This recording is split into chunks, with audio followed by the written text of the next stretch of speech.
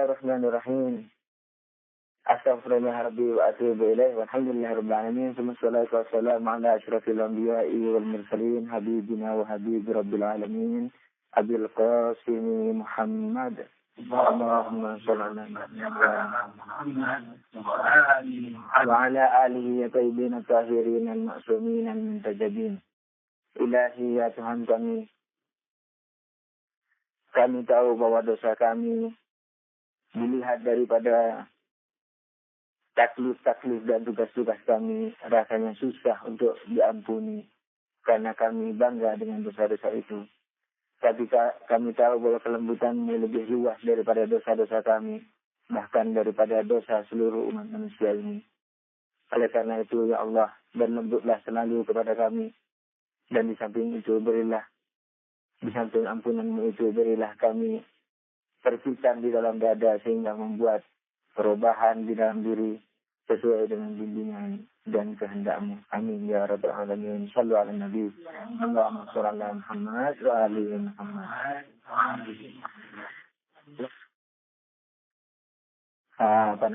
Kembali kepada masalah bagaimana kita menata diri kita. Sebagaimana tadi perbincangan sebelum dimulai pelajaran.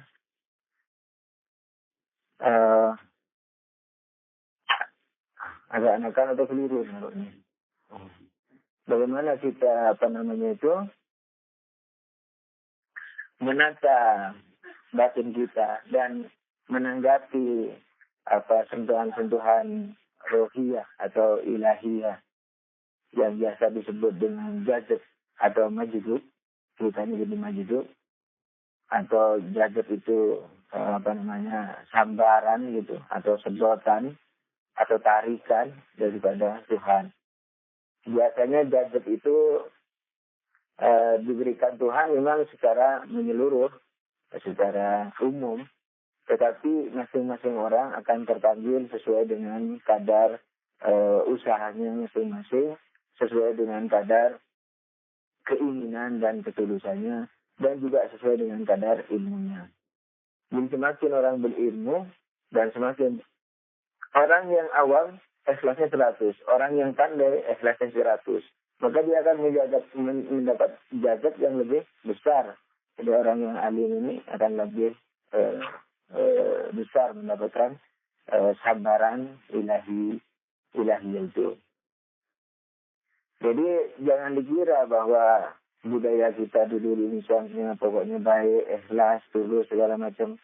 Itu akan mendapatkan segalanya. Nggak bisa begitu. Sebab artian tulus diantaranya apa? Artian tulus dan ikhlas yakni apa? Pasrah dan istilahnya melapangkan diri kita, roh kita kepada Allah Subhanahu wa Ta'ala. Oleh karena itu akibat daripada ikhlas adalah profesionalisme, misalnya dalam ilmu atau dalam amalan. Kalau dalam ilmu harus tinggi karena Allah ingin kita tinggi ilmunya. Fas'alu ahla dzikir in kuntum la ta'lamun. Belajarlah atau tanyalah kepada orang ahli ilmu dan sebagainya. Amalan juga begitu. Wa may ya'mal mithqala dzarratin khairan yara wa may ya'mal mithqala dzarratin syarran yara. Berarti berbuat saat kebaikan atau keburukan akan dilihatnya nanti. Jadi ikhlas itu tidak hanya berarti karena Allah dalam artian mentah, tapi dalam artian dalam. Jadi dalam artian yang istilahnya profesional. Sehingga ketika tulus ikhlas kepada Allah, dia taat kepada seluruh perintah-perintah Allah. Jadi ikhlas dan lain-lain daripada dimensi manusia seperti ilmu dan amalannya itu bersangkut paut. Jadi jangan sampai dibedakan itu. Ikhlas sendiri, ilmu sendiri. Sehingga dia orang-orang bilang ilmu banyak tapi enggak ikhlas. Kita bodoh-bodoh ikhlas. Enggak bisa itu. Karena ikhlas harus mengikuti seluruh daripada kehendak Allah Subhanahu wa Ta'ala. Apakah itu dalam menuntut ilmu atau beramal bakti. Nah, tapi menuntut ilmu dan beramal bakti ini banyak syarat-syaratnya. Di antara selama ini yang kita bahas adalah ketulusan adalah niat kita dalam menuntut ilmu dan sebagainya yang sudah dibahas tempoh hari. Di antara syarat-syarat yang lain daripada menuntut ilmu, misalnya memilih pembimbing atau memilih gurunya, kemudian memilih guru itu bagaimana, yaitu yang misalnya dia itu memang dari sisi ilmunya kuat, terus dari sisi amalannya juga bagus. Harus dipilih guru, karena guru itu asir memberikan pengaruh kepada pendengar atau murid. Apalagi digabungi gurunya itu memberikan efek. Nah, kalau guru yang dipilih itu tidak benar, artinya mengikuti perasaan, tidak mengikuti apa yang diperintahkan Allah dan Nabi dan A'immah alaihi salam, maka pengaruh yang akan timbul kepada kita merupakan pengaruh yang buruk. Sehingga tabiat atau karakter daripada guru yang disanjungnya itu akan istilahnya tertuang di dalam hatinya tanpa dirasakan, tanpa terasa. Jadi tanpa terasa dia sudah menjadi, karena sudah pengagum, dia menjadi kopi daripada pengkopi atau kopian daripada akhlak gurunya itu. Jadi menuntut ilmu juga demikian. Jadi harus mengandalkan, kalau itu ilmu argumen, harus argumen apakah Quran, hadis atau akal. Kemudian istilahnya pembawanya juga harus dipilih yang bagus, jadi yang mengamalkan ilmunya dan segala macam yang tidak keluar dari garis-garis Islam. Nah, tadi yang kita bicarakan sebelum kita mulai pembahasan ini adalah apa? Adalah menata bagaimana kita beramal. Jadi kalau saya ibaratkan dengan mengecas baterai atau aki, itu kalau sekaligus maka akan istilah bengkong istilahnya sel-selnya atau rusak baterainya. Oleh karena itu istilahnya perlahan-lahan tetapi mantap dan berketerusan. Dalam hadis-hadis pun banyak. Maka misalnya di antara dari hadis-hadis A'immah, kalau kamu melihat temanmu itu ada di bawah kamu, maka angkatlah dengan lembut. Tapi pasti kalau bukan kompromi, senyum-senyum dari biarin, tidak diangkat, enggak. Angkatlah dengan baik. So, kalau kamu angkat ke derajat yang lebih tinggi dengan memaksa, maka dia akan paksa. Oleh karena itu, janganlah mengangkat temanmu itu dengan paksa. Artinya dengan pressure, bukan paksa. Ayo sholat, kalau tidak sholat dicambuk, sholat malam, kalau tidak sholat bilang itu maksudnya. Di pressure. Jadi, ayo sholat malam, ayo ini, ayo ini, ayo ini. Diajak kepada yang dilakukan oleh seseorang itu. Padahal tingkatan temannya masih di bawah. Jadi tidak boleh sekarang mendadak. Oleh karena itu banyak hadis-hadis, misalnya dikatakan Allah lebih suka kepada perbuatan sedikit, tetapi mustamir, tetapi berkelanjutan, ketimbang perbuatan yang banyak, tetapi temporer. Itu banyak hadisnya. Yakinlah kalau hadis itu banyak, bukan hanya sekedar anjuran daripada ulama akhlak. Gitu. Jadi memang hadisnya banyak, mengangkat teman, tidak boleh sekaligus, segala macam itu, itu. Sampai pernah dicontohkan di zaman A'immah, kalau nggak salah itu ada orang masuk Islam. Diislamkan oleh satu orang Muslim. Ketika dia masuk Islam, karena diajari Islam oleh, jadi orang kafir ini diajari Islam oleh fulan, misalnya fulan A, terus dia masuk Islam. Ketika masuk Islam, diajari taklif-taklif, tugas-tugas seorang Muslim, di antaranya sholat zuhur. Sudah sholat zuhur. Nah, ketika habis sholat zuhur, ketika orang yang baru masuk Islam itu mau pulang, diajak sama yang Muslim tadi, ngapain pulang? Zikir saja lebih bagus. Zikir sampai nanti sholat asar. Pulang, zikir, terus gitu. Ikut aja nih orang yang baru. Ikut sampai sholat asar. Setelah sholat asar, dia mau pulang. Dibilang sama yang Muslim, ngapain pulang? Sayang. Waktu dibuang-buang, kita zikir sampai sholat maghrib. Habis itu sudah. Sampai sholat maghrib, begitu mau pulang, dibutuhkan lagi sholat isya, dibutuhkan lagi sholat malam. Besoknya sholat sampai ke sholat subuh. Tak tidur kira-kira kurang lebih semalaman itu. Kemudian tak makan, segala macam. Hanya besoknya keluar lagi dari Islam. Tidak mau masuk Islam. Itu di antaranya contoh dari itu sejarah. Jadi dicontohkan dalam sejarah terkenal itu. Jadi istilahnya kalau memang percaya kepada berita ini. Yang berita Anas karena bilang dari hadis, barangkali Ustaz. Tapi banyak, jangan khawatir kalau maksudnya. Balik. Anak kalau yang mana itu, yang mengangkat itu, nggak salah apa ada di sini atau di tempat lain. Anak kadang kalau mutolak itu, timbul terlihat itu. Jadi, tapi di sini enggak guys, bukan di kitab ini. Atau di kitab lain, aku lihat, walhasil bukan di hadis unwan. Jadi, itu secara hadis, karena utarakan secara hadis dulu, karena pembahasannya pembahasan anak orang lebih, istilahnya lebih cepat, koni atau kuat dengan Quran atau hadis. Tapi kalau misalnya dibahas dari sisi filsafat itu juga aneh sebenarnya. Sebenarnya mengapa kita harus misalnya berbuat kebajikan segala macam. Ya, seperti misalnya apakah Tuhan perlu kepada perbuatan kita dan sebagainya. Terus kenapa kalau kita berbuat cepat itu kurang disenangi sama Tuhan. Apa maksud kurang disenangi Tuhan. Toh kita akan menyembah dia kok bisa tidak disenangi. Itu bukan tidak disenangi. Tetapi lebih senang Tuhan kepada perbuatan yang istilahnya berkelanjutan sekalipun sedikit. Gitu. Nah, falsafahnya di antaranya itu. Jadi tidak mungkin katakanlah broken heart, walaupun broken heart ini pakai istilah kata cinta ya.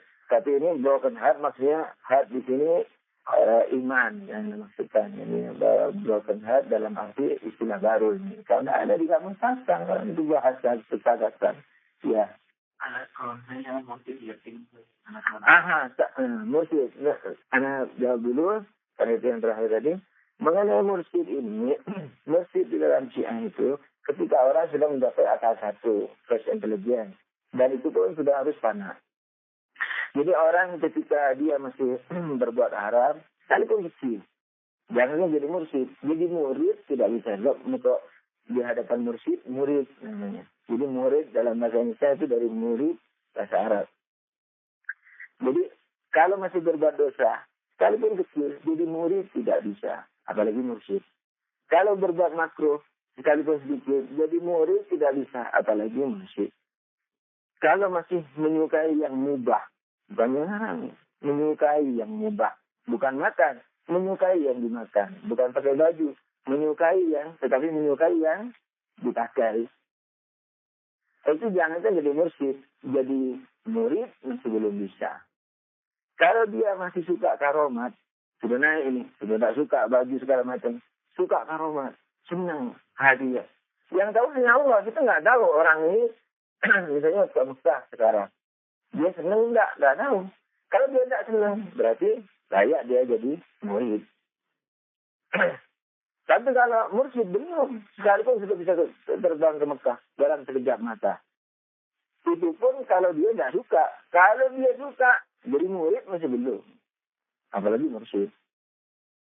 Terus dia suka keluar masuk surga. Setiap saat mau masuk surga bisa. Jadi tinggi lagi ya. Masuk surga. Apa saja. Bukan hanya ke Mekah ini. Ke surga. Nah, dia senang nggak hatinya. Kalau senang, tidak bisa jadi mursyid. Apalagi murid. Kalau tidak senang, derajatnya masih terlalu rendah. Tidak senang, tapi masih di surga derajatnya. Sekalipun tidak senang, itu masih jadi murid saja. Belum mursyid. Ketika masuk ke Lauhul Mahfuz, lebih tinggi. Lauhul Mahfuz, di atas surga. Dia senang apa enggak? Kalau senang, tidak bisa jadi murid. Tidak bisa jadi mursyid. Kalau tidak senang, tidak bisa jadi mursyid. Belum makomnya, jadi murid. Jadi murid itu batasannya ketika lepas dari mubah di alam materinya sudah bisa jadi murid. Nanti dilihat ketika dia lihat surga atau masuk surga dia senang apa enggak itu dengan surganya. Nah, kalau dia tetap tidak senang, tingkatan muridnya terus naik. Gitu. Sampai ke Lauhul Mahfuz. Kalau dia tidak senang dengan itu, biasa. Dia yang biasa Tuhan. Ente misalnya istilahnya mau kawin dengan bidadari, terus yang datang misalnya orang apa yang kamu tidak suka, misalnya orang kulit putih, belang-belang. Tidak ada gunanya. Mengapa orang ternyata tinggi kepada Laila yang kamu tunggu, Lailanya jenuh maksudnya. Ya, Laila yang ditunggu, datang goreng-goreng. Tidak perhatian. Wanita itu begitu, yang dicari Laila. Makanya kalau ada syair misalnya, wajahmu selalu membayangi aku. Nah, itu ya Tuhan. Orang-orang lain enggak dipakainya kekhayalan, dikhayalan Tuhan diwajah-wajahkan, kita gumroh, hancur. Nah, Lauhul Mahfud dia senang mandek di situ, tidak bisa jadi murid ke atasnya. Dia tidak senang, tidak bisa jadi murid gitu. Baru jadi murid, terus muridnya nangis. Sampai Lauhul Mahfud, sampai tidak ada makhluk lebih afdol dari kita. Kalau sudah tidak ada makhluk lebih afdol, malaikat pembawa arus segala macam itu sudah dilewati. Nah, dilihat, dia senang nggak di situ. Kalau dia senang, nggak bisa terus, nggak bisa jadi mursyid. Tapi kalau dia tidak senang, nah itu yang namanya fana. Fana ini masih ada perinciannya lagi. Ketika dia fana, dia rasakan dia fananya. Kalau dirasakan fananya, fana ini tidak mengakui dirinya. Merasa tidak ada. Tapi merasa bahwa dia tidak ada, itu masih belum bisa jadi mursyid. Bayangkan. Masih murid, tapi tinggal sekelas sudah, kelas terakhir. Tapi kalau fananya itu juga tidak dirasakan, dia kan tidak merasakan adanya dirinya. Awalnya fana itu. Tapi merasakan bahwa dirinya tidak ada. Itu masih ada sedikit. Bisa. Ketika dia juga sudah tidak merasakan bahwa dirinya fana, itu namanya fana mutlak. Dia itu baru bisa menjadi mursyid. Syarat minimal seorang wali itu disebut wali risyian. Wali yang terkecil ini. Tapi jutaan derajat di atas surga. Jadi jangan main-main, jangan terlalu mursyid. Nah, oleh karena itu orang yang mencari mursyid dengan mulut itu seperti mau mencari obat berat. Tidak bisa. Berarti dia tidak yakin bahwa Allah Arhamur Rahim ini. Tidak yakin bahwa wali-wali Tuhan itu manifestasi Allah. Kalau dia yakin bahwa Allah Arhamur Rahim ini lebih sayang kepada kita dari diri kita, dari ibu kita. Kita belum lapar, sudah ditawar-tawari makan sama ibu. Apalagi kangen, tidak pernah jumpa. Belum waktunya makan, belum makan. Apa yang disukai dimakan semua. Itu hantu arham dari itu. Dan itu belum lapar, sudah disediain. Kalau itu punya, kalau kita lah maksudnya. Kalau main jumpa karena biar enak komunikasinya. Tidak ada. Allah yang tahu derajat kita siapa yang lebih tinggi. Jadi maaf kalau anak pakai media atau kamu atau anda segala macam. Anda juga berbah, jadi istilahnya kita lah. Kita ini juga hancur-hancuran. Maka membangun diri. Sallu ala Nabi. Ibu itu begitu. Tuhan Arham, tidak bisa dibanding sama ibu. Maka kalau kita menimbulkan dalam bahasanya, kalau hambaku datang selangkah, aku datang berapa? Tujuanan kan misalnya, dengan kalau hambaku berjalan, aku lari. Larinya Tuhan. Yang lebih dari buruk. Bukan larinya kita, jangan dikira. Kalau aku datang ke Tuhan dengan lari dalam waktu semenit, Tuhan dalam waktu setengah menit. Enggak. Kamu masih mau melangkah, tapi Tuhan tahu bahwa ini pasti lari. Jadi niatnya niat juga. Jadi niat itu juga. Niatnya yang sungguh-sungguh niat. Nah, makanya seperti aku mau sholat malam. Tuhan tahu kalau ini bangun pasti dia sholat. Dikasih pahala sekalipun dia siang. Tapi kalau Tuhan tahu, ya ini sekalipun bangun nanti itu lagi juga. Dia tetap orang juga itu niatnya bukan niat sholat. Itu tidak diberi pahala sholat malam. Diberi pahala karena memang niatnya baik. Tapi bukan pahala sholat malam. Tapi kalau betul Tuhan tahu bahwa ini, jadi betul Tuhan tahu maksudnya orang ini betul-betul. Sifat betul tadi bukan ke Tuhan. Maaf, barangkali saya ceritakan nanti. Sifat betulnya itu bukan ke Tuhan. Jadi Tuhan tahu bahwa orang ini betul-betul akan bangun. Sekalipun kesiangan, sekalipun umpamanya terbunuh, tetap itu pahalanya disusulkan sama Tuhan. Bukan disusulkan, mungkin bahasanya supaya menekankan bahwa Tuhan itu jauh kasih sayangnya melebihi ibu atau diri kita. Jadi kalau kita memang lihat punya mursyid, layak punya mursyid. Jadi kira-kira mungkin 2 kelas sebelum layak punya mursyid, itu sudah disediakan oleh Tuhan. Sudah diperintahkan salah satu walinya yang di sini. Imam Mahdi sudah dikontak segala macam. Siapa yang akan mengurusi kita. Sungguh percaya lagi. Dan ini bukan hanya omongan, bukan hanya teori, di kalangan burhan argumentasi filsafat atau Quran, bukan hanya itu. Juga eksperimen. Anda dulu masih muda. Itu nyari kemana-mana, nyari ke Isfahan, ke wali-wali. Yang dikenal wali, minta jadi murid segala macam. Masih muda. Guru anak, akhlak. Dia guru akhlak ini punya guru irfan. Jadi guru irfannya itu lah biasa. Jadi kalau muridnya itu salah satu muridnya berdosa di jalan, tak berani datang ke kelas. Dia sudah ketawa kalau dia melakukan dosa di jalan. Jadi, tapi diusirnya itu bukan usir marah. Enggak, ini tarbiyah. Kalau kita kan marah usir orang. Ini enggak kasih sana. Ini supaya dia apa? Mendapatkan sambukan sedikit. Karena pasrah di situ. Kalau bukan karena murid irfannya, tidak akan diusir. Sebab berubah. Ketika biasanya kita tahu membuka aib orang muridnya. Nah, tapi karena sesama dan jarang, ya itu yang mustahil tadi, yang sudah layak itu tadi. Oke? Nah, anak nyari itu. Nah, guru anak, ini guru irfan itu. Ini hanya ngajar. Enggak minta buka. Menjelaskan, tapi dijelasin. Di Syiah, itu tidak dicari dulu. Mursyid ya. Kalau guru teori filsafat, cari. Nah, ada ajaran-ajarannya kan di dalam kitab, ada guru ta'lim segala macam. Itu kalau dari guru sebagai yang mengusulkan tadi itu, jangan ngomongkan tadi dari ada guru ta'lim yang jadi kalau dari guru yang baik segala macam. Nah, tapi kalau misalnya bukan ilmu teori, itu ini pakai batin. Bagaimana caranya? Menyedot. Sebenarnya bukan kita yang disedot, bukan kita yang menyedot, kita yang kesedot. Jadi hati kita siapin, kita bersihin dari semua hati. Ingat, hasud, dengki, sombong, ini juga. Putus asa, itu bahaya. Nanti setan kadang-kadang memberikan sifat tawaduk kepada kita, walaupun yang standar, akhirnya jadi putus asa. Jadi bilang, sudahlah kamu biasa-biasa aja. Kamu kan tahu dirimu siapa dulu kamu berbuat itu kan, berbuat ini kan dia masih muda. Kamu tidak bisa juga untuk cintai aja wali-wali itu. Tapi kamu tidak akan bisa.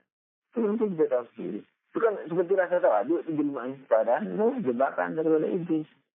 Jadi kita berusaha yang gimana tapi itu pasti. Nah, niatkan hati untuk melakukan bersih itu, siapkan hati itu. Jadi belajar yang banyak, terus kemudian rajin mengamalkan. Ya ini maksud yang kemarin-kemarin itu kan rajin. Terus kemudian misalnya kalau ditambah dengan lain-lainnya, itu nangis kita. Nangis. Dia kalau jauh di kemana, tidak terpikir sama sekali. Sungguh-sungguh tidak terpikir. Di kelas sampai berhenti beliau, mau nangis. Ditahan. Keadaan itu kalau kita ceritakan, mungkin tidak terlalu aneh. Tapi cukup aneh, Anda tersambar itu mendapat informasi itu. Apa? Allah kan berfirman dalam hadis dalam hadis kita katakan bahwa langit dan bumi tidak cukup untuk dijadikan istana Tuhan gitu. Tapi hati seorang mukmin cukup bagiku kan gitu. Cukup bukan berarti istilahnya Tuhan terlebih dalam situ terjadi terbatas. Tuhan istilahnya maha luas untuk di lingkup atau dibatasi dengan hati seorang mukmin. Tapi maksud Tuhan lebih luas dari aras, gitu namanya. Lebih luas dari istana langit dan singgasana segala macam ini. Jadi sholat itu berat sekali sholat itu. Makanya harus ditegakkan, bukan dilakukan, harus ditegakkan. Terus kenapa saya mengatakan tadi sholat yang rukuk sujud ringan? Karena memang ringan. Karena itu gambar daripada sholat, wajah daripada sholat. Sedangkan hakikat sholat itu apa? Makna daripada sholat itu yang dibawa di dalam seluruh aspek kehidupan kita. Itu yang berat. Makanya Allah mengatakan tegakkan sholat. Jadi Allah bukan menyuruh kita rukuk sujud toh. Tapi kalau kita berucap rukuk sujud. Jadi filsafat rukuk sujudnya dipraktikkan. Ketika kamu hanya kepadamu aku menyembah. Yani hanya kepadamu aku taat. Karena artinya itu. Jadi jangan mentaati hawa nafsu. Ketika mau marah, rem marahnya.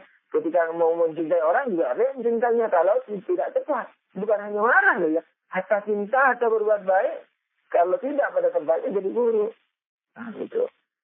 Misalnya, dan segala macam. Jadi, perbuatan apa saja yang baik itu yang pada tempatnya. Jadi, bukan hanya pada gambar. Jadi, sholat itu mengapa Tuhan berfirman ditegakkan? Karena memang berat. Di mana beratnya?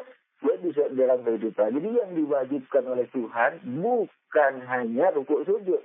Tapi berukuk sujud ketika berucap, berpidato, berjanji, mengatur rumah tangga, berorganisasi, belajar. Belajar dalam kesendirian, berkeretek hati, berkeinginan, semua itu harus dikontrol dengan filsafat sholat itu.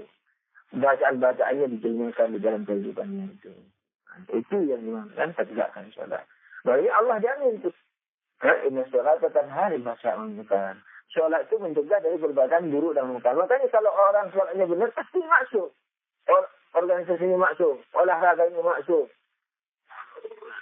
ormasnya masuk, yayasannya masuk, pidatonya masuk, nulis bukunya masuk, pasti masuk. Itu janji Tuhan. Kalau sholatnya benar. Ucapannya maksum, pandangannya maksum, pikirannya maksum, cara menyukainya maksum. Allah sendiri yang jamin itu. Makanya ketika orang mengatakan maksumnya Nabi atau Aimah, itu sudah keluar. Maksum itu bukan tingkatan tinggi, itu baru awal-awal. Sendiri harus jadi bukan tidak bisa jadi solo gitu. Maksum ini, maksum dari dosa. Jadi Allah mengatakan ini salat dengan hal yang tasya itu mencegah dari perbuatan tasya, kejahatan dan kemungkaran. Jadi kalau sholatnya benar, itu pasti di mana-mana benar. Makanya itu ada di gampang aja nih ukuran untuk mengetahui sholat itu diterima tidak. Lihat dirimu masih berbuat maksiat enggak. Kalau berbuat maksiat ketahuilah sholatmu masih belum kabul. Tuhan justru kalau kita dilihat itu berarti bukan Tuhan. Tuhan ketika diketahui itu bukan Tuhan. Nah, ketika kamu bertawajuh kepada yang tidak diketahui, itu ingat. Jadi ingat kepada Tuhan, bukan ingat kepada rupanya, bukan ingat kepada nama Allahnya, alif lam lam ha, bukan pula ingat kepada rupanya. Sebab ingat tahu itu pertanyaannya tadi mengandung nafas filsafat. Orang tak jumpa tak sayang. Ini disuruh sayang, tapi tak pernah dijumpa. Mana mungkin? Orang tak pernah tahu, tak mungkin ingat. Bagaimana disuruh mengingat sementara dia tak pernah tahu? Jawabannya apa? Yang sebelumnya tadi itu. Kalau Tuhan diketahui, bukan Tuhan. Justru ketika Tuhan tidak diketahui, itu. Jadi ketika kita mengingat yang tidak diketahui itu, itulah zikir. Itu satu. Makanya zikir yang dimaksudkan Tuhan bukan hanya itu. Sampai dikatakan abdul zikir apa? Kalau Aimah mengatakan maksudnya, lah bukan itu.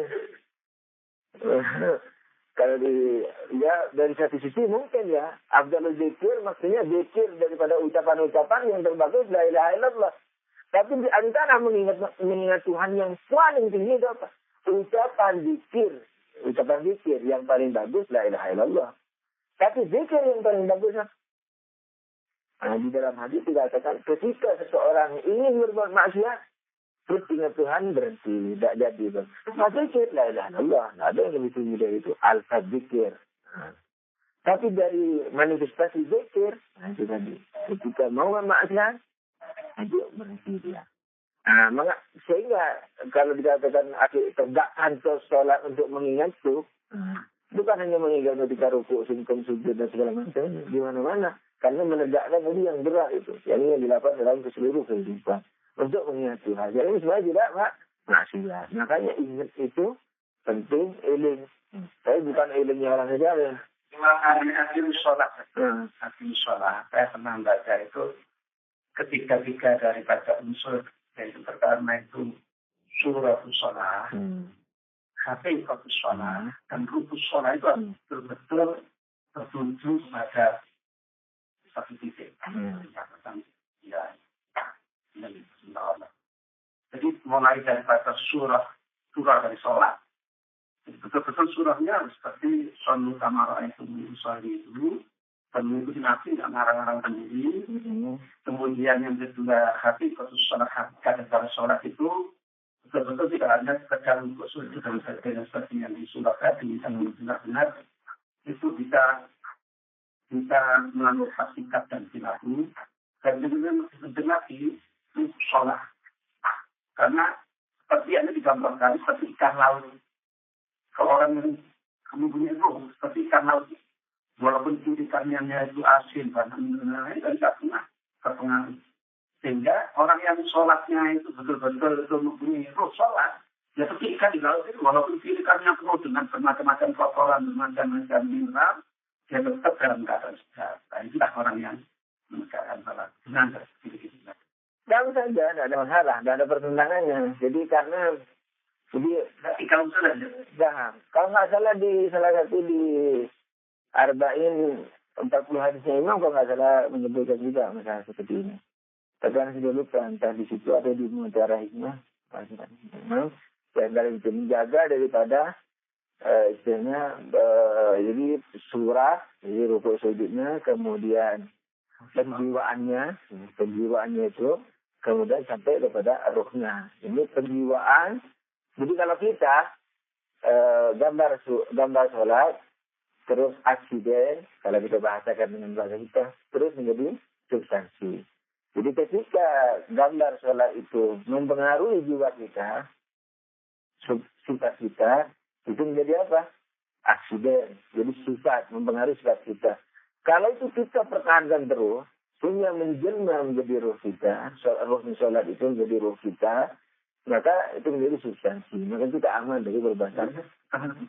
Kalau kita dekatkan dengan bahasa kita maksudnya, jadi kalau rukuk sujud itu mempengaruhi sifat-sifat kita di dalam, kan suratnya itu, gambarnya, suratnya, dohirnya kan rukuk sujud.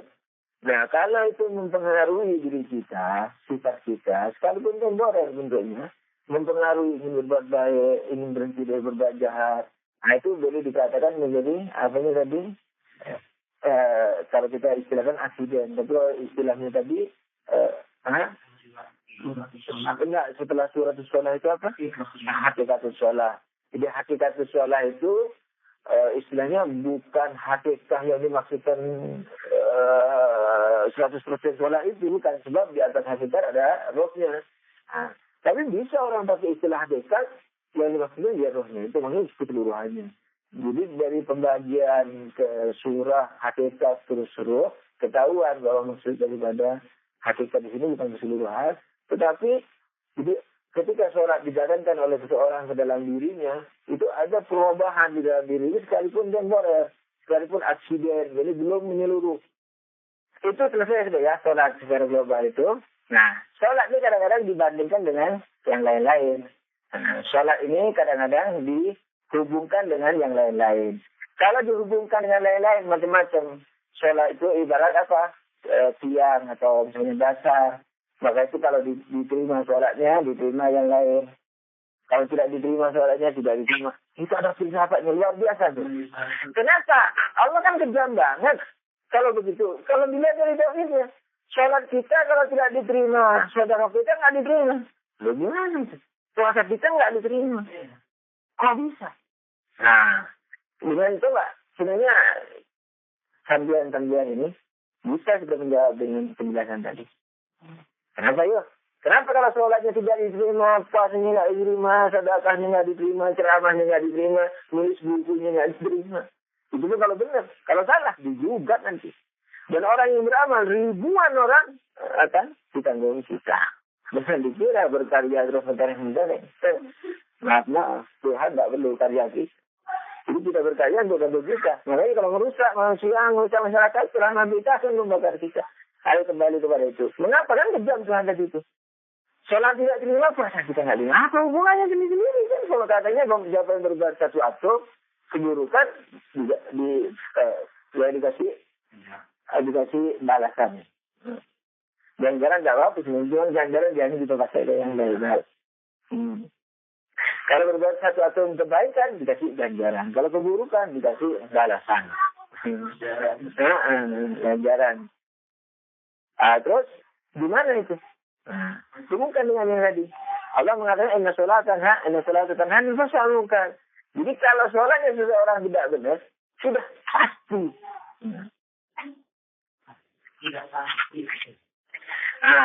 Sudah pasti apa? Jadi, kenapa kalau sholatnya tidak diterima, puasanya tidak diterima? Karena sudah pasti bahwa puasanya apa? Tidak fasa anil munkar. Dan halil fasa. Jadi puasanya tidak tanhalil fasa munkar. Puasanya tidak tercegah dari perbuatan munkar buruk. Jadi ketika Allah mengatakan sholat itu tiang agama atau misalnya digarang kepala orang, Kalau jalan nggak kepala, tidak mungkin. Mata aja nggak punya, pasti itu buruk jalannya. Itu dia. Makanya sholatnya harus hati-hati. Fikihnya segala macam itu. Termasuk ma'rifahnya, termasuk pemanifestasiannya dalam kehidupan kita. Jadi kalau sholat nggak diterima semua, sedekahnya nggak diterima semua, sedekahnya ada kemungkinan untuk sedekah. Wow, berdoa ke masjid, 10 juta sumbang. Humus tidak bayar. Orang tidak percaya Allah kan, tidak sholat tidak benar. Sudah sumbang, humus sudah keluar, sumbangan sudah keluar. Ya, sering menipu orang. Menipunya halus. Ini darahnya bagus, Pak. Tahu udah bagus. Mau dusta, takut. Dibilangnya sudah itu. Padahal tahu kalau orang itu belum melihat keburukan barang itu. Ini tutnya rusak di dalam. Orang kan tidak tahu. Tutnya bagus nih, Pak. Ya sudah itu, aneh jual itu. Itu kan yang paling jujur. Dan tidak ada orang jualan seperti itu. Hampir pasti bangkrut itu. Kalaulah ada maksimal seperti itu wali di pasar. Wali yang kita kenal itu. Bagus nih Pak tipnya. Ya sudah itu, pokoknya aneh jual apa adanya itu. Padahal tidak bisa dilihat. Dia tahu bahwa orang ini yang membeli tidak bisa melihat dalamnya. Terus dengan ini ke haji, ke masyhad, sampai dikatakan dalam hadis diriwayatkan oleh dipidatukan oleh Ayatullah Ibrahim ini, di akhirat itu nanti ada orang punya amal bergunung-gunung. Bergunung-gunung amal. Sampai tidak nyampe ke dia, tidak diterima. Nah, kenapa? Karena hartanya bercampur haram. Ya disebutkan dalam hadisnya. Yang beliau membahas ekonomi. Jadi enak kalau di sini. Jadi Ayatullah Fulan, Imam Jum'ah yang satu ini sering membahasnya misalnya di tempat Esa segala macam yang ini ekonominya. Kita seperti bagi-bagi tugas begitu ulang-ulang. Enak Ayatullah Fulan ini sering bahas ekonomi. Bergunung-gunung pahalanya itu. Tapi tidak bermanfaat untuk dia. Jadi bukan. Karena campur haram itu. Banyak. Jadi oleh karena itu kalau sholat seseorang benar, bajunya yang dipakai 1 sen pun tidak ada pertanggungan humus, tidak ada pertanggungan ini, tidak ada kecurigaan riba, segala macam itu. Lolos. Makanya surat al-mustaqim itu apa? Lebih kecil dari rambut dan lebih tajam dari pedang. Jelmaannya ada di dunia ini, manifestasinya ada, bukan hanya di sana. Itu. Ihdinas surat al-mustaqim. Itu. Jadi tunjukkan kepada jalan yang lurus. Itu berat. Jadi harus berusaha semaksimal mungkin. Jangan putus asa. Rasa putus asa itu memang awal daripada penyesalan. Tidak apa-apa. Justru sering kita orang membahas orang wala putus asa, wala semangat, wala juga apa-apa. Tidak terefek sama sekali. Kalau terefek, sekalipun putus asa, tidak apa-apa. Tapi jangan putus asa gitu maksudnya. Jadi tanda masih ada hatinya, masih ada baiknya. Nah, putus asanya, itu harus dirombak. Ada orang yang tidak putus asa, tapi juga tidak semangat, tidak tergairah kepada akhirat. Biasa itu. Kalau itu terus hari Senin, Selasa, Rabu, Kamis, Jumat, Sabtu, Minggu, Senin, Selasa, Rabu, terus gitu. Ke kantor, kok tidak bosan begitu. Kadang kalau misalnya talabul ilm, pencari ilmu, tidak pernah diam dia. Makanya ketika Nabi Musa mengatakan Allahumma kurang lebih ya, arini nafsat, sering salah alfat-alfatnya. Allahumma arini nafsat, arini andur ilaih. Ya Allah tunjukkan dirimu sehingga aku lihat di engkau. Allah berfirman apa? Ya Musa, lihatlah gunung itu. Kalau dia berhenti di tempatnya, tidak bergoyang, dia istakarah, dia mustakir, dia tenang gitu, kamu akan melihat aku. Lihat gunung, kalau gunung itu diam, kau akan melihat aku. Wa istakarah fi makanihi. Kalau dia diam di tempatnya, itu gunung itu. Kan diam di tempatnya itu. Dan Allah ngasih syarat, kalau dia diam di tempatnya, kau akan melihat aku. Jadi apa maksudnya? Salah satu dari kata tafsirnya, gunung itu simbol kekuatan. Kekuatan hati manusia. Disimbolkan dengan gunung. Jadi disuruh melihat terkuatnya hati. Siapa terkuatnya hati? Hatinya Rasulullah dan Ahlul Bait. Itu terkuatnya hati. Terkuatnya untuk terbang ke Allah maksudnya. Ke Allah, ke-nya bukan tentang. Bukan tak ke, tak di, ke, di, dari. Oh, selalu ala Nabi. Allahumma disuruh melihat hatinya kanjeng Nabi. Dan hatinya Ahlul Bait. Nah, kalau dia diam di tempatnya, maka kau akan melihat aku. Dia tidak akan pernah diam. Satu detik mereka diam, rugi. Tidak maju, rugi. Nah, jadi hati kami Nabi, sekalipun sudah kalah para malaikat, beliau, mereka dan Aimah sudah terkuat, dan tidak pernah diam. Syok. Jadi, dia tidak bisa. Jadi lebih cepat dari pandangan mata kita. 14 ini sambil misalnya jatuh bisa. Kalau belum jatuh, belum lihat, itu baru melihat makhluk yang terhelanya. Hatinya itu tidak pernah diam. Oleh karena itu, jangan kita merasa apa-apa lagi merasa sudah. Jadi istilahnya itu jangan diam, harus bergerak terus. Jangan pernah berhenti, berpikir, belajar. Sungguh percayalah.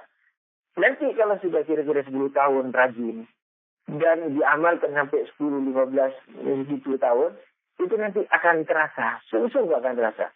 Sekalipun itu mungkin masih majazi ya, bukan itu. Tapi itu kalau sungguh-sungguh kan terus. Tapi kalau anget-anget saya kuku, enggak. Kalau enak kalau yang itu ya anget-anget kuku lah. Tapi maksud anak ya anget-anget yang itu ya cepat hilang maksudnya. Repot ini. Anget-anget yang cepat hilang. Nah, memang insya Allah karena ini dalam akhlak, insya Allah tidak akan masuk neraka ya. Kalau anget-anget cepat hilang, seperti tahajud, hilang lagi puasa, hilang lagi, tidak akan masuk neraka. Pahala betul. Tapi tidak nyampe pesona itu, tidak tersedot-tersedot. Tapi kalau mutmain, rapi, bagus, perlahan tapi pasti, terus tidak pernah berhenti, tidak pernah istikrar, tidak pernah. Nah itu selalu maju, selalu berusaha untuk menangis kalau bisa segala macam, mengajar, belajar, apa saja. Terus itu, nah itu nanti betul-betul. Mungkin kalau diberi sama Tuhan, setahun, 2, 5, bisa terasa. Nah, mungkin itu sudah. Hah? Dan kalau mursyid ini datang. Itu bukan murid dari mursyid kalau di sini. Mursyidnya datang. Kadang-kadang suara, jadi saya ngirim suara datang lagi. Iya, betul. Orang lain tidak dengar. Itu tidak ragu, bukan telinga ini. Jadi kalau hati dengar suara telinga ditutup, tetap terdengar itu suara.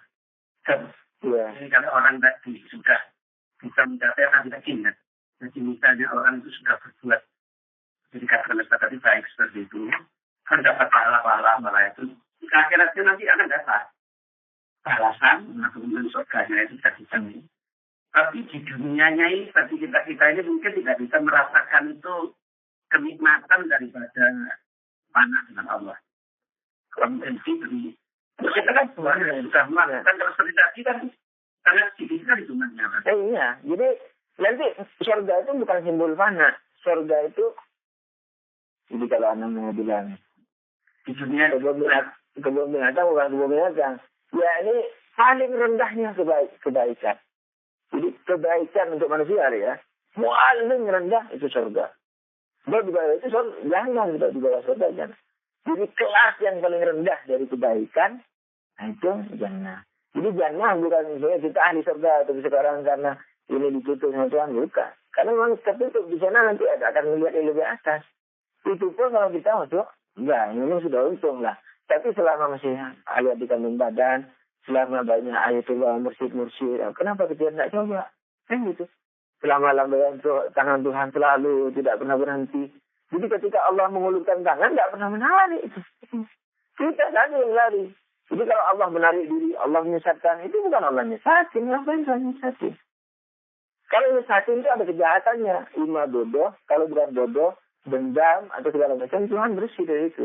Jadi kalau misalnya simbol-simbol itu sekedar supaya manusia takut. Lainlah maksud menyesatkan itu, ya dia pergi daripada inayah Tuhan. Itu namanya disesatkan. Kayak matahari bersinar menerangi kita. Kita berjemur, ya, sudah kena kanker kulit. Atau kita ngumpul di dalam jurang, kegelapan. Ya sudah, kita kekurangan vitamin D. Tidak kayak gitu. Tidak. Untuk mengatakan itu kebaikan yang paling salah. Itu adalah surga. Misalnya jahanam.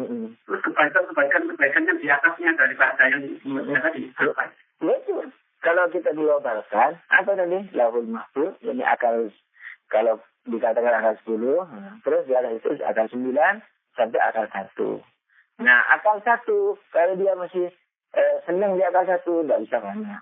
Belum mandi misalnya. Jadi akal 1 terbagi kepada 3. Senang akal 1.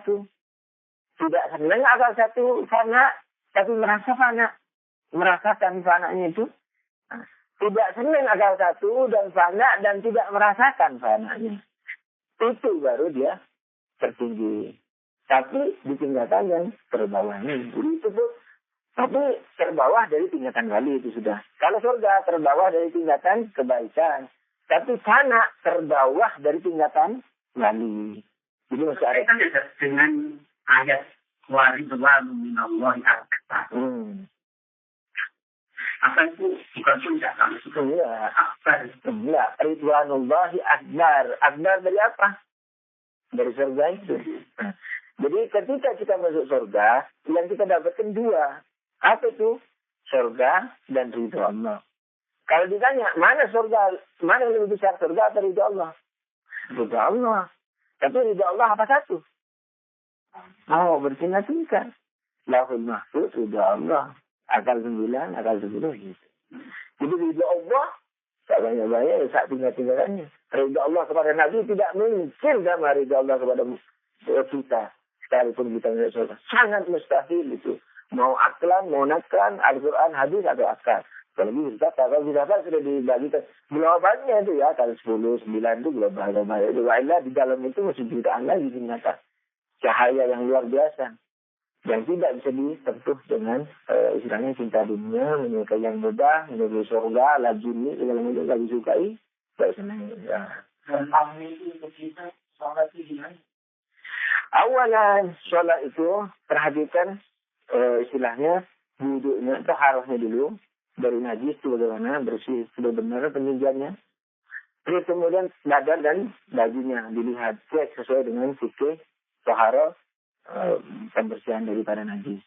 Setelah dicek semua benar, pencucian baju dan badannya, cek wudhunya sesuai dengan fikih. Sampai ditakuti. Setelah pas wudhunya, cek mandinya. Ketika sudah pas mandinya, cek taharah daripada tempat sholatnya. Ketika sudah benar, dilihat. Karena untuk tempat sholat dan baju, itu disyaratkan bukan hanya bersih dari najis, tapi bersih misalnya dari harta haram. Dilihat, ini uangnya, bajunya dibeli oleh siapa dulu. Dia terjadi bagaimana. Dan kalau ada haramnya, yakin. Nah itu ragu, tapi sangat ragu, sangat kecuriganya betul-betul hampir tidak yakin. Hati-hati yang dibuat sholat. Gitu. Yang yakin hampir, bukan yang yakin sudah kalau dibuat sholat batal soalnya. Jadi bersih, najis-najisnya sudah bagus, wudhunya sudah bagus, kemudian mandinya sudah bagus, tempat sholatnya juga najisnya sudah bagus, kemudian dilihat bersih nggak dari haram. Ini yang berhasil. Kalau enggak batal, bukan pahalanya hilang. Sholatnya batal, wajib kodok. Nanti kalau punya anak yang mau dari kita seumur hidup. Anaknya di bapak ini dasar. Ini diwajib. Nah, setelah selesai semua itu, ya, periksa semua dari najis, taharah, terus kemudian sampai ke haram, dilihat sholatnya. Rukun-rukun sholatnya diperhatiin. Jangan gampangan sholat itu. Kalau ada sami Allah belum nyampe, tegak sudah sami Allah. Batal sebenarnya. Masih belum nyampe, sami Allah dengan tidak. Tidak boleh. Apalagi dari ruku, sami Allah dengan kayak sini. Tidak tegak dulu, sami Allah dengan tidak. Mau sujud atau mau ruku, Allah Akbar. Kalau mau takbir, kalau enggak apa-apa sunnah. Allah Akbar. Tidak boleh bergerak. Tangan aja boleh. Badan tidak boleh. Tidak, Allah Akbar. Atau sedikit. Allah Akbar sambil duduk. Tidak boleh. Periksa itu semua fikir syaratnya. Ya. Kalau sudah semua itu, kalau bisa perhatikan makna daripada, jangan bermakna ria dulu. Mau bermakna, misalnya dirbat, tapi najis. Tidak ada hasilnya. Sholatnya batal. Sungguh-sungguh batal. Bukan hanya pahalanya. Itu haram, tidak benar. Ada haram sungguh. Ini, nangis itu nangis. Rasa. Dan bukan apa, kalau lah dia berbuat baik itu kan tidak diganggu setan aja. Sengaja ditipu. Ya, setan sudah tahu sholatnya datang. Biarkan aja gitu. Jadi dengan goda, kan dia seperti jadi malaikat. Terus lihat dan dicipta sama setan. Malah kalau lelah, dikasih semangat sama setan. Wah, tasbih jangan lupa tuh. Oh iya. Setan sudah tahu, di sini sudah datang. Selesai, ini kan sudah selesai ini. Tidak usah dipengaruhi banyak-banyak. Yang datang itu, yang sholatnya benar, yang wah itu dia merancang. Kamu sholatnya sudah selesai, ya sudah. Hari ini sudah batal. Jadi pasti aja. Malah dikasih tasbih, kasih wirid-wirid, ilham-ilham, dengar suara. Wah, ini sudah share dulu katanya. Siapa mursyid ana? Karena tidak pakai burhan, tidak pakai argumentasi. Kalau buktinya dari dasar-dasar saja sudah tidak benar. Kalau sudah semua diri sudah benar, kemudian dilihat makna-makna daripada sholat. Nah, terus sampai ke tingkatan ihsannya sih. Kalau makna sholat ini baru kecil. Kecil sampai ke makna sholat. Jadi perhatian dari toharoh, bayangkan sampai kemana kan? Sekarang kan sudah dicakup kecil semua itu. Tidak ada lagi kesempatan untuk akhlak dan ihsan filsafat. Kadang-kadang kan sampai ke alam maknanya sudah. Kadang masih ada lagi. Nah, jadi fikih itu dari mana? Dari sejak dohirnya tadi itu, bersih dari harta haram, ngaji segala macam, sampai sholatnya benar, rukunnya, wuduknya, semua benar sudah sesuai fikih. Nah, terus sampai kepada anjuran memperhatikan makna. Dia Allah sesuai dengan alfar-alfar yang dibaca dengan itu. Pantas tidak dalam bacaan dan sholat itu pikiran kita ini arti. Nah itu dia. Kalau sampai ke tingkatan fikih disuruh memperhatikan artinya itu. Jadi ketika bicara tentang Allah, Bismillahirrahmanirrahim, ya mengingat Allah. Mengingat Allah yakni mengingat yang kita tidak tahu itu. Sifati dengan yang baik, tapi jangan katakan bahwa ini sifat Tuhan. Makanya sebelum mensifati Tuhan apa? Di awal sholat itu Allahu Akbar, Allah lebih besar, bukan Allah Maha Besar terjemahnya. Allah lebih besar. Imam Syafi'i mengatakan lebih besar dari apa? Dari makhluknya. Tidak mungkin. Dan makhluknya tidak bisa dibanding. Nanti kita puji istri. Aduh dia, kamu ini lebih cantik dari monyet-monyet yang ada di kebun binatang itu. Marah ini sekalipun betul istrinya lebih cantik dari monyet-monyet. Tapi bukan bandingannya ya. Marah dia. Tuhan juga demikian. Tidak dibanding sama makhluknya. Itu Allah lebih besar. Ini lebih besar. Nah, jadi lebih besar. Ya ini maksudnya ini bukan perbandingan. Hanya teguran kepada kita. Wahai manusia. Sekalipun kamu mensifati dia dengan segala sifat mulia. Allah lebih besar. Jangan diakukan bahwa. Jangan didakwakan bahwa sifat-sifat yang kamu berikan itu. Sifat-sifat Tuhan sungguhan. Tapi tugas kalian mensifati dia, memuliakan dia, mengingat dia sesuai dengan kemampuan masing-masing. Tapi dengan nafas Allahu Akbar. Makanya sebelum apa-apa Allahu Akbar. Nah, sehingga orang kalau membayangkan Tuhan ketika Bismillahirrahmanirrahim, misalnya itu dengan nafas Allahu Akbar. Sampai ke sini ini kecil. So, kalau sudah dalam ini sebenarnya kalau diterapkan luar biasa sudah bisa jadi wali. Ini selatan akan hal itu ada muka. Maksudnya bisa jadi murid. Saya pernah baca dari Imam Ali yang hanya itu, bahwa sebelum takbir untuk ikhram, disunahkan mustahil untuk membaca takbir di sela-sela takbir itu membaca yang sudah dijelaskan itu. Kemudian dia mengatakan Allah akan mengampuni segala kesalahan dan ridho. Ya, dikatakan. Karena demikian tingginya persiapan menghadapi takbiratul ihram. Karena baca itu kan bacanya yang mengamalkan. Contohnya di situ apa? Jika itu terangkan di agama yang itu ada dua kemungkinan. Kemungkinan pertama dari ampunan itu maksudnya bisa menjadi penyebab daripada ampunan. Bukan terus telah tambah, bukan menjadi penyebab daripada ampunan. Seperti puasa. Kalau puasa selesai, bagus, sudah bulan Ramadan, secara kecil. Nah, apakah puasa tidak benar atau tidak, ada masalah. Takbir itu juga demikian. Takbir ini mengampuni dosa. Nah, sekarang apakah itu betul mengampuni dosa dengan hanya sekedar takbir itu, atau takbir yang takbir? Ini yang takbirnya ruhnya itu bukan takbir lafaz. Kalau kita takbir, hampir pasti takbir dosanya. Terus kemudian makna yang kedua, jadi kalaulah diampuni, ini ihtimal yang kedua, kemungkinan yang kedua, kalaulah diampuni dengan sekedar membaca takbir itu, dan ini kecil lah kemungkinan ini ya. itu temporer. Jadi diampuni saja. Tapi habis itu ampunan itu berupa jadi semacam inayah dan merupakan hadiah dari Tuhan. Ya karena Allah memberi berlebih-lebih, kita berbuat 1 on dikasihnya berkintal-kintal. Nah, dari bab itu, jadi berbuat takbir tok yang tidak diresapi segala macam, yang tidak membuat revolusi dalam diri, tidak membuat mengeluhkan apa-apa, dapat ampunan. Itu karena hadiah saja. Kalaulah benar, dan ini kemungkinan kecil. Tapi apa? Tidak membuat revolusi dalam diri. Jadi habis sholat berbuat dosa lagi segera mungkin. Malah di dalam sholat ini sudah merencanakan, jadi aku mau ke rumah fulan itu, ini mau ke bank. Masih dalam sholatnya sudah berencana kemana-mana. Tidak. Jadi sebenarnya kan ada orang yang itu langsung Allah Akbar. Namanya awalnya itu takbir Rasulullah. Namun sebelumnya itu ada takbir yang demikian ini dalam segi syariahnya itu apakah ini masih digunakan? Oh iya sunnah, betul, sunnah itu takbir. Cuman ketika kita membahas filsafat sholat itu, kan dimengerti tadi bahwa wajibnya sholat kan itu. Allah wajibkan itu, tapi yang takbir ini disunahkan. Mengapa diwajibkan sampai takbir itu?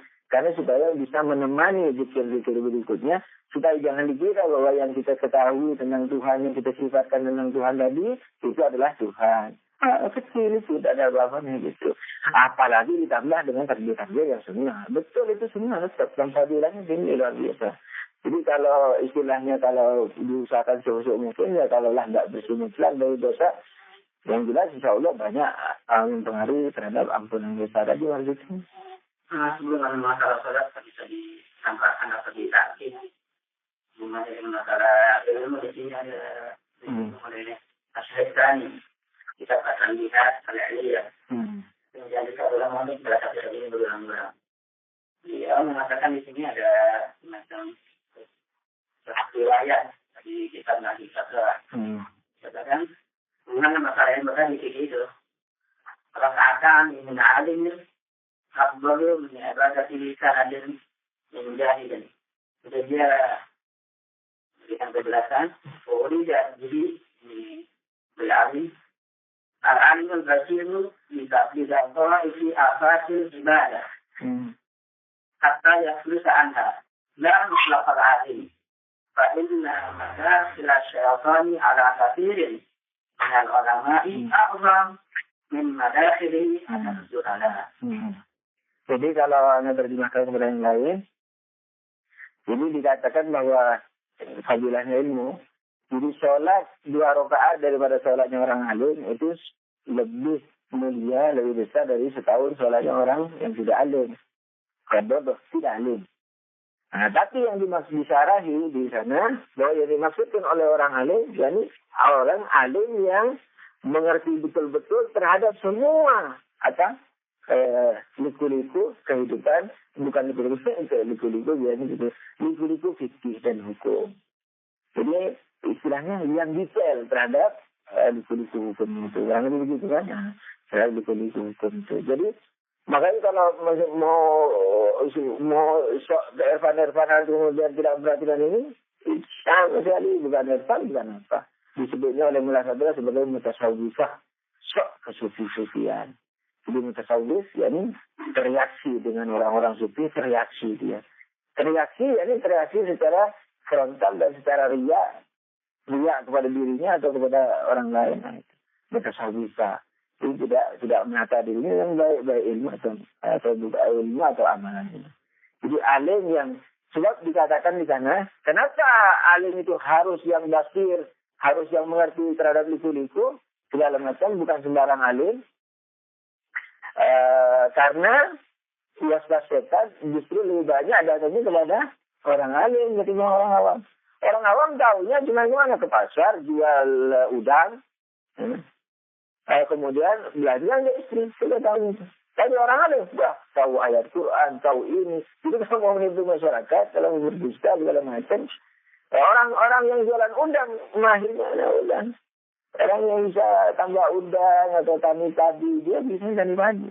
Kalau lah menipu, ya lingkupannya tani padi, pupuk, sekitar air, sewa menyewa, sudah itu. Tapi alim, tahu masalah ilmu politik, hukum rajam, hukum ini, hukum syarat, hukum akhlak, hukum irfan, Tahu dia baca kan secara burhan, secara argumentasi. Kalau menimpa orang, tidak tahu. Wah, canggih, yang ditipu awam lagi. Kalau Pak Petani atau penjual udang yang ditipu sama-sama punya ilmu, terlambat. Makanya ngamuk nanti, ketahuan marah dia. Tapi kalau ini, orang aneh, menipu masyarakat sampai di akhirat baru ketahuan. Di dunia tidak punya ketahuan. Orang tidak punya standarisasi, tidak punya ilmunya orang alim itu. Makanya kalau kita ditanya, mengapa imam itu harus dari Tuhan, bukan dari kita? Sebab imam jangannya harus paling alim. Nah kalau kita tahu siapa yang paling alim, berarti kita alim, lebih alim dari yang paling alim itu. Gitu. Kalau bisa, bagaimana kalau alamiah? Kalau di Syiah juga ada alamiah. Nah itu bukan paling alim hakikatan, tapi paling alim kira-kira. Jadi orang yang tidak alam bisa melihat siapa yang alam, tapi perkiraan. Sementara Imam Maksum yang harus paling alim itu bukan perkiraan, harus keyakinan. Sebab itu dari usuluddin. Nah itu. Jadi masalah Ini tidak tutup. Coba lihat lagi. masalah dalam khusus, seperti saya tambahkan, dia mengatakan khusus bagaimana? Dia mengatakan al-ikhlasu an taqula musyahadatul baha'imi li salatihi fi salatul musalli musyahadatul khawfi ala wadiratul wahidah. Jadi sama.